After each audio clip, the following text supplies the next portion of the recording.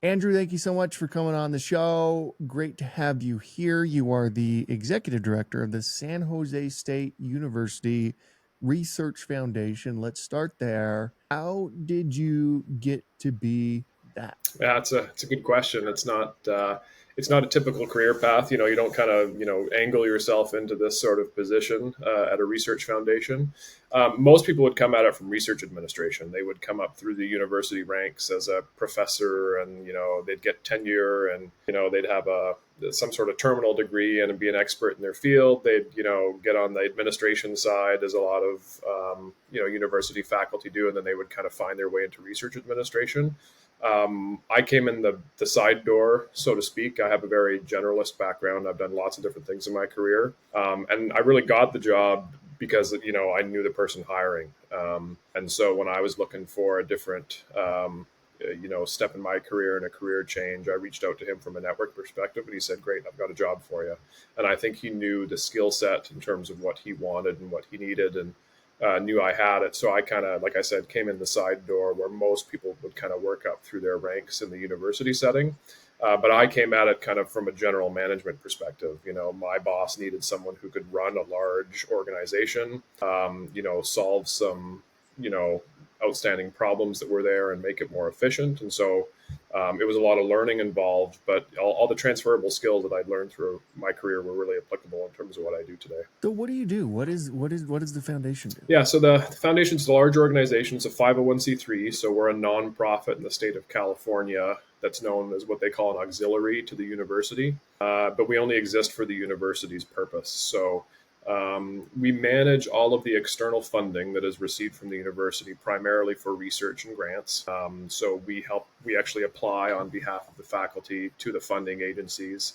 When those grants are awarded, we manage the grants and allow faculty and principal investigators to hire staff and buy equipment and find space and do everything they need to do to perform research.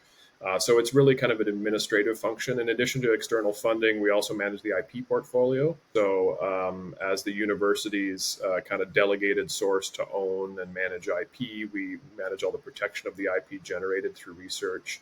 Any revenue or disbursements or licensing that happens also kind of happens through our shop.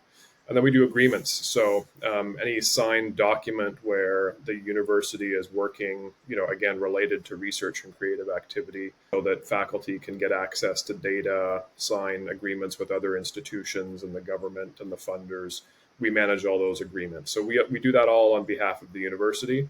We have about 1,000 people on payroll. So there's a lot of research activity at San Jose State University. And every couple times a month when we cut paychecks for everyone based on the work they've done on research, we have a large staff of people doing research. So a lot of it is just management of a large nonprofit organization with a lot of human resources administration, IT needs. And so we manage all those areas on behalf of the university. It's a separate organization, but we do try to operate like a department within the university. We try to make it seamless for our stakeholders, our customers, so to speak, who access our services.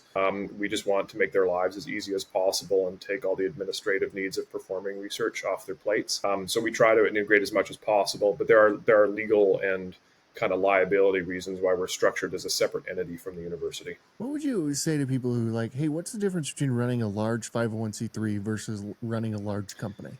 It's a good question. Not, there's more like than dislike, is what I would say. There's a lot Yeah. more similarities than there are differences. And it's interesting, all the things that you learn through your career that are applicable to just managing a large organization are very, very much the same. I've had positions in large and small for-profits, large and small nonprofits. And yeah, there's a lot of overlap. I mean, there are core legal differences and core kind of differences related to what the mission and vision and execution are, but the planning cadence, the execution, the efficiency, all of the day-to-day things that a leader is responsible for ensuring are very similar. And so again, I think I was given an opportunity to get into this role because someone understood that those skills were very much transferable. And not only that, there was a need, I think, as there probably is in a lot of large nonprofits, to run it a bit more like a business, right? To kind of apply some Mm-hmm. of those lessons, to try to apply some of the same structure and urgency kind of goal oriented behavior. A lot of the, you know, it's not always the case, but a lot of those kind of stereotypical views about how you think nonprofits work versus how you think nonprofits. I think a lot of the nonprofit traits can be very useful to nonprofit organizations. What does a typical day look like for you? Uh, there is no, like a lot of people would say, there is no typical day, but, I spend a lot of time in meetings, with my leadership team, talking about kind of progress on major, programs and initiatives. There's a lot of fighting fires. The organization is big and complex and changing. And so, there's always something different every day to deal with. In addition to our core functions, the Research Foundation specifically has a lot of also, what I would call kind of like secondary operations for the university. We own some property. We're heavily invested in a marine lab out in Moss Landing. We have a partnership with NASA. So there's a big variety of roles where I kind of step into it. A lot of it, quite frankly, too, is escalation management. Things that people haven't seen before, things that need to be dealt with, processes that need to be created. But yeah, I mean, typically I spend a lot of time, in meetings, working with colleagues, both in the Research Foundation at the university, working with researchers, trying to find creative new ways of doing things and leverage the resources that we have to benefit the university. Yeah, no day is the same, but again, we have a great hybrid work environment too. So I have found that, since COVID and since, the structure that we have in terms of our hybrid work with, we spend 2 days in the office together as a team. So everybody's together in the office, and then 3 days a week we're apart. And it does change the cadence and structure of how I spend my week. When you think about our in-office days are very collaborative, meeting heavy. There is more time for, kind of individual work, on that 3 days where you're not together. Although the tools we have now make communication so seamless that it's just as easy to get a hold of someone over chat or on a text message or by email, and quite frankly, probably easier to get a hold of someone than it would have been to try to track them down in an office. How are you thinking about AI? How is that changing fundraising? How is it changing the way you manage the organization? And how is that changing even maybe the grants that you're applying for? Yeah, it's an excellent question. It's something a select group of us are consciously spending time thinking about. The university is an interesting place. It is the oldest public university in the West. It is geographically centered right in the middle of Silicon Valley. Traditionally, it's been known more as a workforce development engine. A lot of graduates from San Jose State end up working for the tech industry in the Silicon Valley, but more and more people are starting to recognize, the research and leadership that San Jose State has in a lot of areas that affect AI. So, 2 years ago, maybe even 18 months ago, when people really started talking about AI in earnest, products came out where people started to realize the impact that this could have on a number of industries. San Jose State understood that we were well positioned to really be a player in kind of shaping how AI impacts the economy, the workforce, different industries that we're involved in. So from an academic perspective, there's a leadership team at the university that looks at AI from a perspective of, curriculum.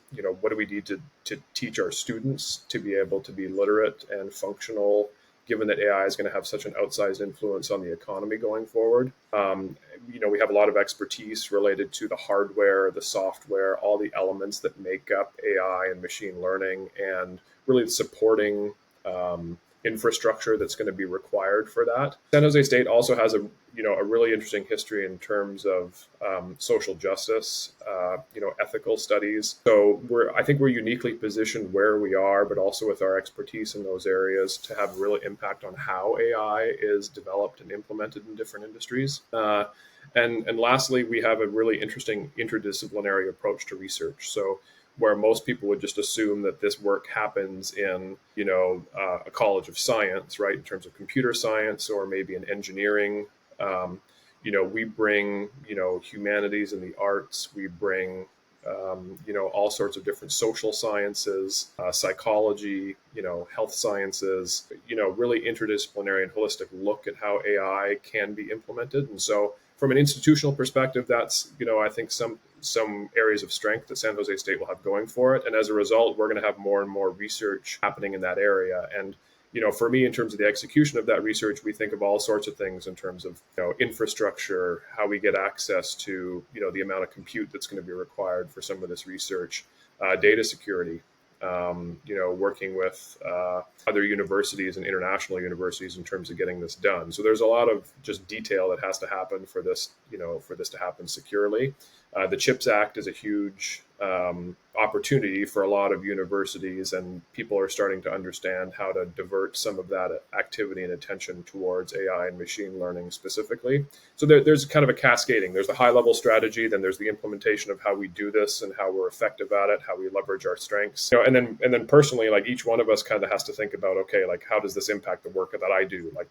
Like you said, my typical day in the life. How does AI impact what I do and where I spend my time? And then I think naturally a lot of us think of our kids too, right? It's like how are Mm-hmm. they going to grow up, and what kind of opportunities are they going to have, and what do they need to understand around these sorts of things, to be successful in whatever careers they choose? Because much like the internet impacted just about every corner of the economy, I think it's pretty obvious now, that people will understand that AI is going to have that similar impact in terms of leaving no stone unturned to how it can change how we work. I have to ask you, it seems like universities and college campuses in particular have become very political. Like it's kind of become political whether or not you choose to even go to college. Like I don't know if I might be overstating it, but what is your sense for that? As somebody who's on the ground every day, who's going to these universities every day, like how does it actually feel on campus? It feels the same to me, to be perfectly honest. Like,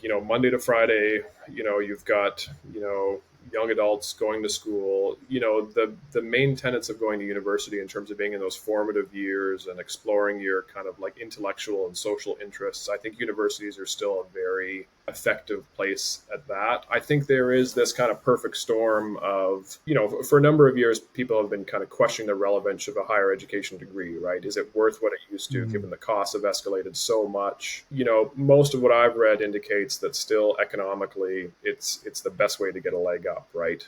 It's a transformative experience, especially for underrepresented populations in the United States. San Jose State is a minority serving institution, a Hispanic serving institution, and has been rated, consistently as one of the most transformative institutions. And it's because a first generation college student getting a college degree still has an outsized impact on earning potential and social mobility going forward. So that kind of table stakes of getting a college degree to kind of make it into the middle class in the U.S. still exists. Now, you know, does the relevance of the degree you take in college from an academic perspective determine the outcome of your career? I think that's where people start to kind of, have a relevant question around, like what does that course and that book teach you that you take from it? But when you think of the experience in terms of, again, 4 years going to school, however that looks, and being part of the social fabric, having access to things like research opportunities where you learn critical thinking skills,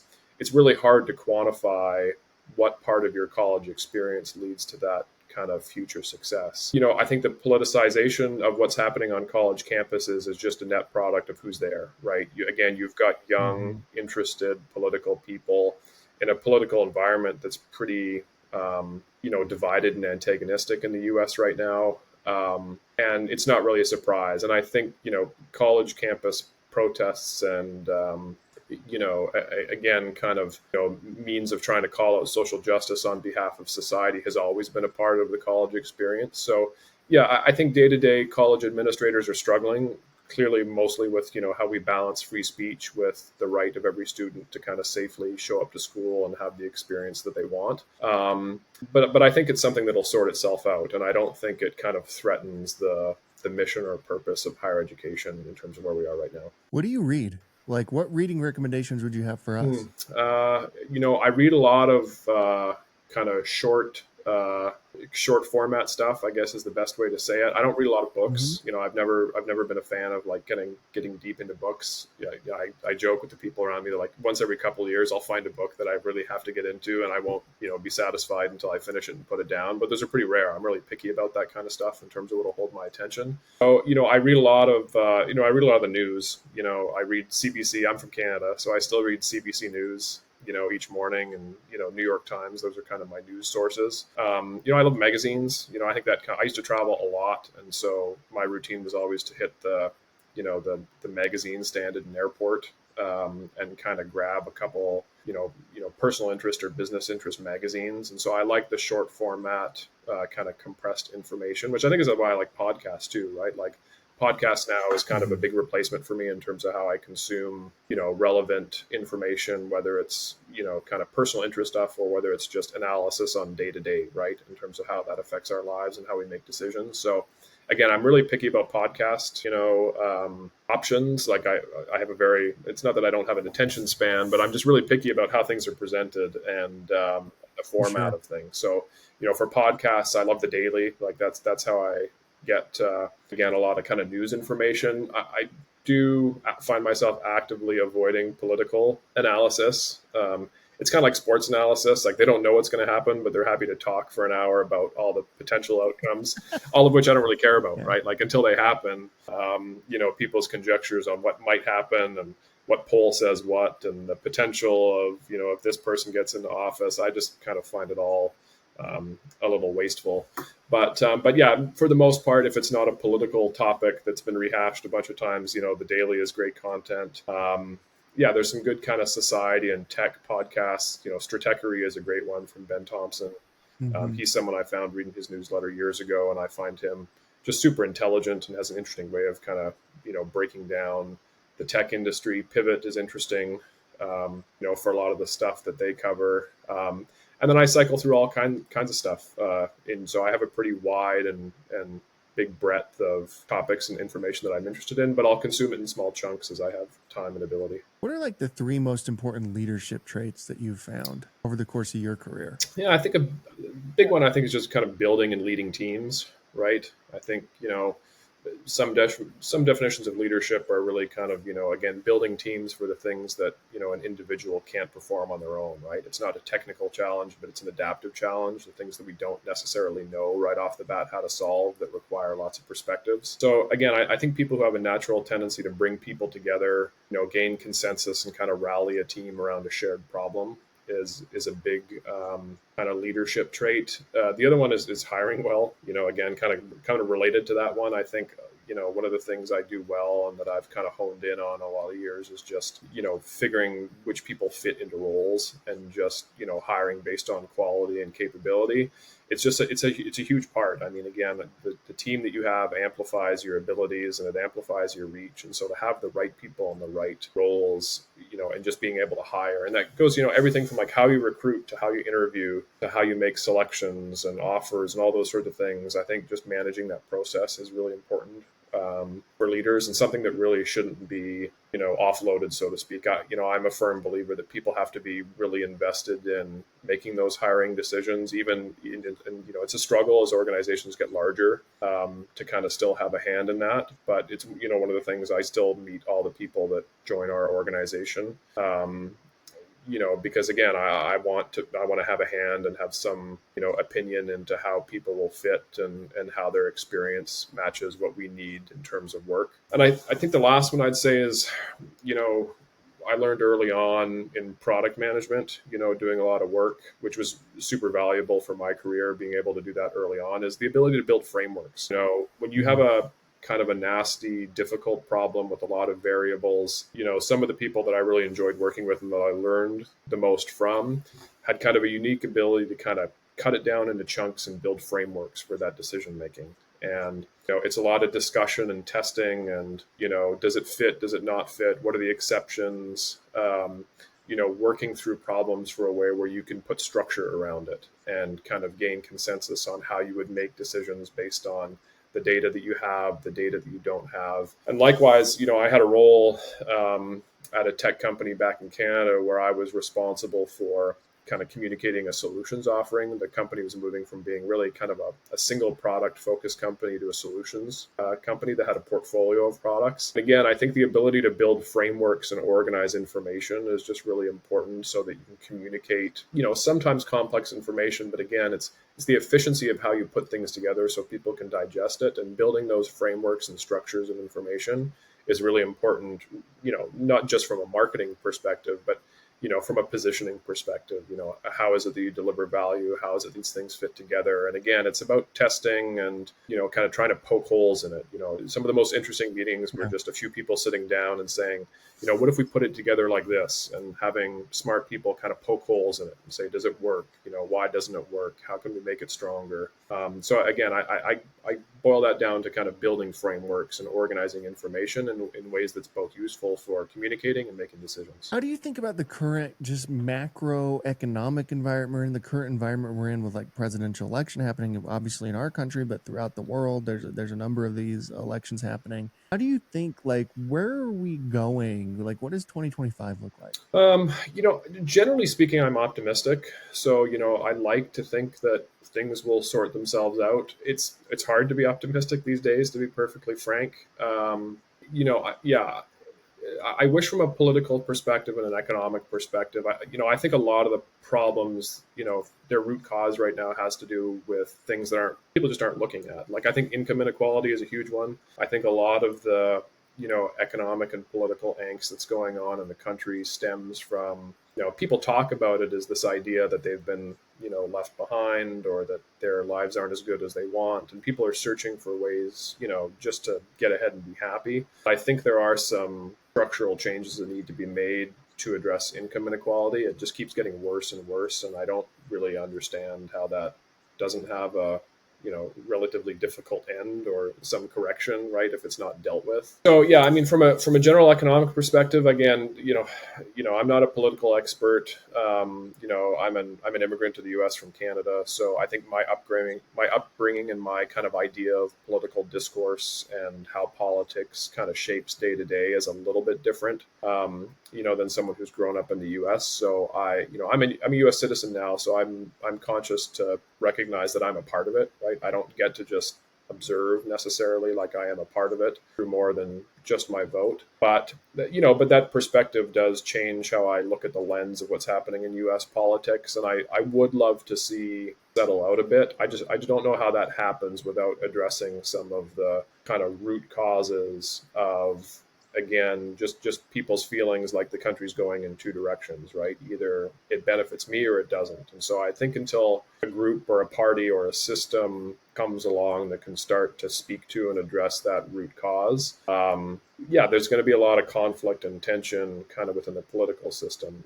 Economically speaking, again, I think they're clearly tied, right? Like, most of the economic indicators, at least in the US right now, are pretty positive, right? Like, there's a good argument to be made for the economy is doing well. How you would measure that by, stock market indices, or the, housing market, or average wages, all those sorts of things. You can cherry pick what data you want to say that the economy is doing well, and there's this huge gap between how people are feeling, right? No one feels like the economy is working for them. At least the majority of the population doesn't. And so again, I think people have identified this big gap in terms of, growth and earnings, but that there is a huge, wage gap that has kind of, only grown over the last 20 years. So again, I think that's a big part of it, is just making sure that everyone feels like they're part of the success of that economy, and trying to deal with some of the root cause issues. They're tied, but we don't do a lot of outlook or forecasting based on the macroeconomic conditions of the country. Research for us is certainly driven largely by federal funders. So there is a certain element that we look into related to how the federal government is going to be funding research. That's largely, a factor of how much money they have, and also how much they want to prioritize putting the resources they have into research. And I think that's one of the, amazing strengths of the U.S. economy. It really goes back to kind of, the World War II days into the Cold War days, but the federal funding of university research that is now expanded to tackle all sorts of interesting problems is a kind of a uniquely American, or at least an American-led construct. And so, we look at it from that perspective in terms of how it'll impact our organization. But on a kind of, again, personal view of politics, it's, I do wish there would be more focus and structure related to, how we just make sure that everyone feels like they're part of what we're trying to build. Finally, we ask everybody the same question at the end of every interview. That is, at CEO.com, we believe the chances one gives is just as important as the chances one takes. When you hear that, who gave you a chance to get you to where you are today? Oh, like most people, I think who get in the leader positions, it's probably multiple, right? That I can identify a couple. Again, when I was working back in Canada, and one of my first jobs, I was doing public relations, which is what I took in college, and I was convinced I wanted to do sports PR. It was exciting. I had kind of an athletic background and loved the people I worked with and loved working with amateur athletes, and thought that would be the way. And learned quickly I might want to try something else. And I got into a tech company doing copy editing and press release work kind of through my PR background. And that company was taking on a huge product launch, and they realized that they didn't have enough resource behind this product launch that was critical to the company as they really could be at that point, and they needed some help. And I had a colleague at work who I think picked up on the fact that I asked a lot of questions and that I kind of understood the business well enough. And, he gave me a shot at helping out as a product launch coordinator. And that was really my stepping stone into product management. And, I credit a growing company. For anyone who's ever worked at a growing company, it just provides opportunity for people who are ambitious and people who want to try different things. And we had two founders of a company. It's called Smart Technologies. And I'm sure they had a hand or knew what was going on and would have had to bless the idea of me kind of stepping up into other roles. But yeah, they had confidence in me and trying out product management. And for me, that was a huge learning ground in terms of all aspects of a business and getting all the perspectives on running a product essentially. So I learned more than I ever thought I would in that role. And the second big opportunity was what brought me down to the U.S. I took a job in international sales for an education technology company here in California. That's what brought me to the U.S. And I had never done sales before. I mean, I worked with salespeople a lot. In product management, I was knee deep in our with our sales force and with our distributors all over the world. But someone basically put me in charge of a quota, and a sales team, a global sales team, all over the world, even though I had never actually gone in front of a customer and had to close a sale before. And so I think people had faith again and saw, much like I got the job that I had today, saw a skill set, saw an ability, but had to go out on a limb and essentially give me a chance to sink or swim. And so there's been a few of those people throughout my career that have, really allowed me to try things out and see if I could make it work. And I credit, that diversity of experience with getting where I am today. Andrew, means the world to have you here. Thank you so much for sharing your experience with us. Best of luck in everything you're doing. You're running an incredible organization, incredibly large organization. You've got like 84 million of external revenue. You got 1,000 university researchers on the payroll. It's pretty impressive what you're working on there. So congratulations and best of luck in the future. Thanks, Clint. I enjoyed the chat.